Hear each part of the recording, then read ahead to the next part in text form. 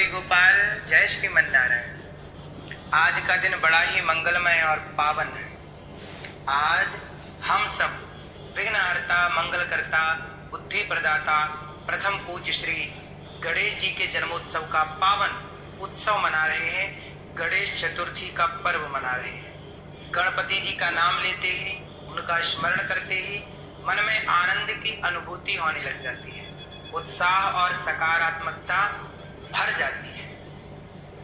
आप सब गणेश जी को जानते हैं और गणेश जी को अपनी बुद्धि में, अपने मस्तिष्क में, अपने हृदय में आप सब बसाते हैं, क्योंकि शास्त्रों में कहा गया है कि स्मरण मात्र से विघ्न दूर हो जाते हैं गणेश जी के। यदि गणेश जी का स्मरण मात्र कर लिया तो व्यक्ति के सारे विघ्न दूर हो जाते हैं, इसलिए उनका नाम पड़ा विघ्नहर्ता।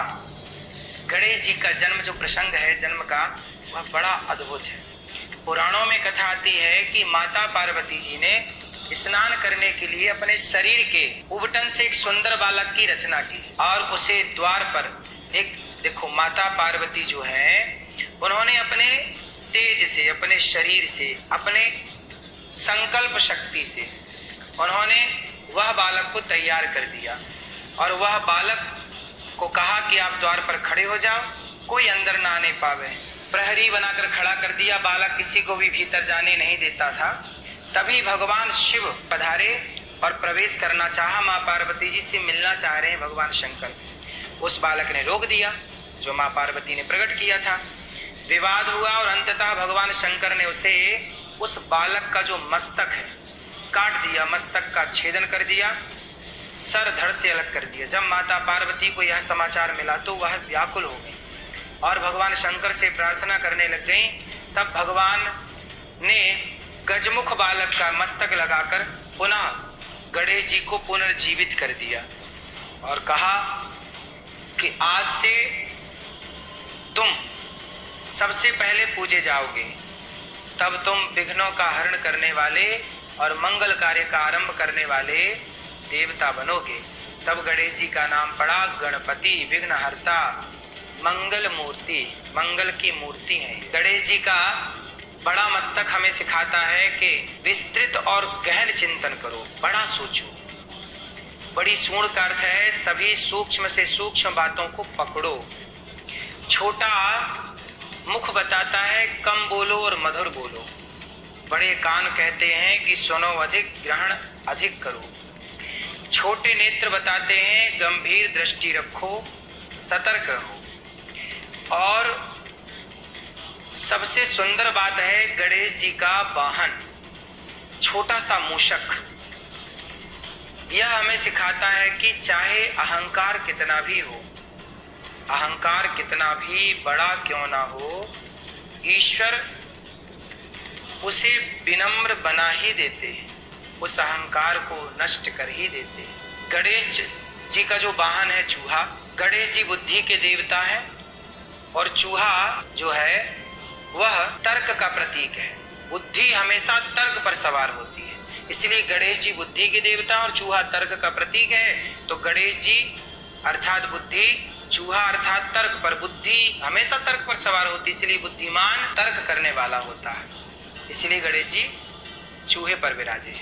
गणेश चतुर्थी का महत्व है, इस दिन गणपति जी की प्रतिमा स्थापित कर 10 दिनों तक पूजन, आरती और भजन करना चाहिए। भगवान गणेश जी का, भगवान का ध्यान करना चाहिए। गणेश जी की पहली पूजा क्यों होती है? एक बार भगवान शंकर ने, माता पार्वती ने कहा, हे कार्तिकेय जी और हे गणेश जी, जाओ पूरी पृथ्वी की परिक्रमा करके आओ। तो कार्तिकेय जी परिक्रमा करने चले गए और भगवान गणेश जी चूहे पर कैसे आगे जाएं? तो गणेश जी ने अपने माता पिता मतलब पार्वती और भगवान शिव की परिक्रमा कर ली और बैठ गए। जब कार्तिकेय जी आए तो उन्होंने कहा हमने तो पृथ्वी की परिक्रमा कर ली, अब बताइए सबसे बड़ा बुद्धिमान कौन? तो भगवान शंकर बोले कि गणेश जी सबसे बड़े बुद्धिमान है। क्यों? क्योंकि इन्होंने माँ बाप की परिक्रमा कर ली। जो माँ बाप की परिक्रमा कर लेता है वह सृष्टि की परिक्रमा करने का फल प्राप्त कर लेता है। तब से गणेश जी प्रथम पूज्य बने और भगवान शिव आदि सब ने प्रथम पूज्य माना। एक बार गणेश जी की भक्त गणेश जी से प्रार्थना करते हैं कि हमारे जीवन के सभी विघ्न दूर हो जाएं, बुद्धि और विवेक की प्राप्ति हो और धर्म मार्ग पर चलने की प्रेरणा प्राप्त हो। शास्त्रों में वर्णन है कि गणेश चतुर्थी की रात चंद्रमा को देखना वर्जित माना गया है। चंद्रमा को यदि आप देख लेते हैं गणेश चतुर्थी के दिन तो कलंक लगता है। जो आपन चाहे कल्याणा, सुजस सुमति शुभ गति सुख नाना, सो पर नार लीलार गुसाई, तजऊ चौथ के चंद्र की नाई।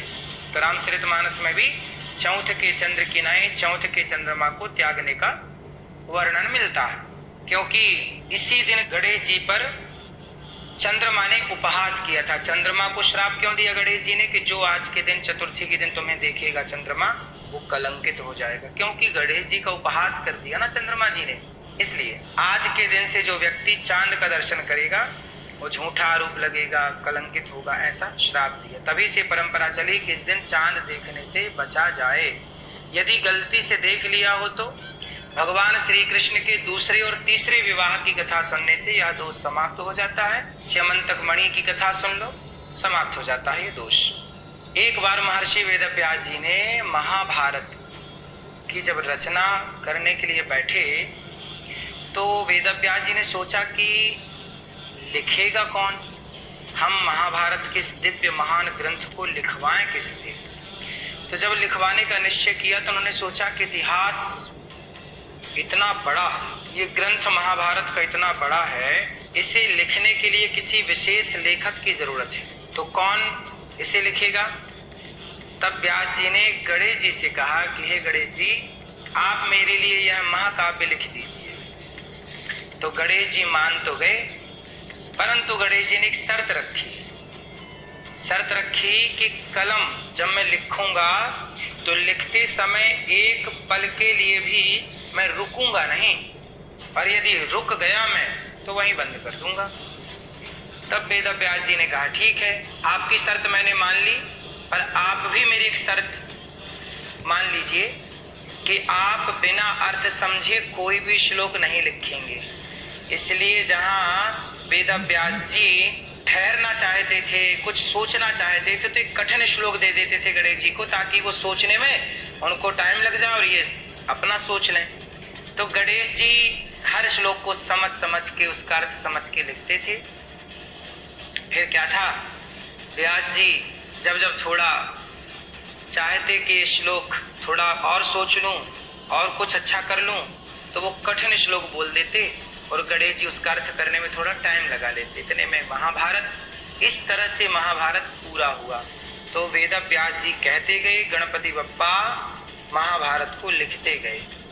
तो संदेश बच्चों के लिए है कि धैर्य से, बुद्धि से कोई भी बड़ा काम किया जा सकता है। आप बड़े बन सकते हैं, अपने विचारों को बड़ा कर सकते हैं। गणेश जी जब लिख रहे थे महाभारत तो हर श्लोक को वो समझ के लिख रहे थे। इसका मतलब ये है कि आप कोई भी काम करिए, आपके लिए मैसेज है, कोई भी आप काम करिए तो समझ करके करिए। किसी ने क्या कहा कोई बात नहीं, आप क्या कहने जा रहे हैं। किसी ने क्या देखा कोई बात नहीं, आप क्या देखने जा रहे हैं। इसलिए कोई क्या कर रहा है इससे आपको फर्क नहीं पड़ना चाहिए, आप क्या कर रहे हैं। इसलिए आप समझ करके करें, देख करके करें कि जो आप कर रहे हैं वो सही है या गलत है। रावण इतना बुद्धिमान था, परंतु उसकी बहन शूर्पणखा बोली कि सीता बहुत सुंदर है, चुरा लाओ। रावण गया, चुरा के ले आया। क्या रावण जैसे विद्वान को ये शोभा देता है कि बहन की उसने ये बात मान ली, पराई स्त्री को चुरा लाया। कम से कम विचार तो करता कि मेरी बहन नाक कटवा के आई है तो पहले ये तो देखता कि बहन तुम वहां गई क्यों थी नाक कटाने। एक बार अपनी बहन की भी, शूर्पणखा की भी तो गलती देखता रावण। उसने विचार नहीं किया, जबकि गणेश जी लिखते समय क्या कर रहे हैं, विचार कर रहे हैं, इसका अर्थ समझ रहे हैं। समाज की कोई भी बात हो उस पर विचार तो करिए, वो आपके लिए कितनी सही है। अब जैसे आपके दोस्तों ने कह दिया कि यार शराब पी लेते हैं, चलो एक बार विचार तो करिए कि शराब पीने से कितनों का भला हुआ, तुम्हारा क्या भला होगा। इसलिए कोई भी काम बिना विचारे जो करें सो पाछे पछताएं, काम बिगाड़े आपनो जग में होत हंसाए। इसलिए कोई भी कार्य करिए विचार करके करिए, बिना विचारे कोई भी कार्य मत करिए, उलझन बड़ी होगी, परेशानी बड़ी होगी। इसलिए आप अच्छे सच्चे रास्ते पर चल रहे हैं तो जरूर विचार करें। गणेश जी हमें सिखाते हैं जीवन में हर कार्य की शुरुआत ईश्वर का स्मरण करके करें। कोई भी कार्य करें तो परमात्मा का स्मरण करें। कठिनाई आए तो धैर्य और विवेक से उसका समाधान करें। और सबसे बड़ी बात है अहंकार को त्याग कर विनम्रता को अपनाएं। तो आइए इस पावन पर्व पर हम सब मिलकर के प्रार्थना करें कि हे गणपति बप्पा हमारे जीवन से सभी विघ्न दूर करो, सद्बुद्धि दो और समाज में धर्म सेवा व प्रेम की ज्योति जलाए रखो। गणपति बप्पा मोरया, मंगल मूर्ति मोरया। आप सबको गणेश चतुर्थी की बहुत बहुत शुभकामनाएं।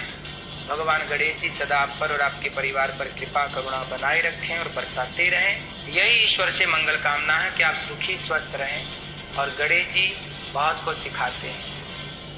गणेश जी को लड्डू का भोग लगता है। लड्डू अनेक दानों से मिलकर बना होता है। जैसे कई दाने इकट्ठे हो जाते हैं ऐसे हम सभी सनातनियों को संगठित रहना चाहिए, लड्डू की तरह एक होकर रहना चाहिए। और जैसे लड्डू मीठा होता है हम सनातनियों को आपस में संबंध मीठे रखने चाहिए, मिठास हो रिश्तों में, और हम सभी सनातनी संगठित रहें। जय श्रीमन नारायण, जय श्री कृष्णा, राधे राधे।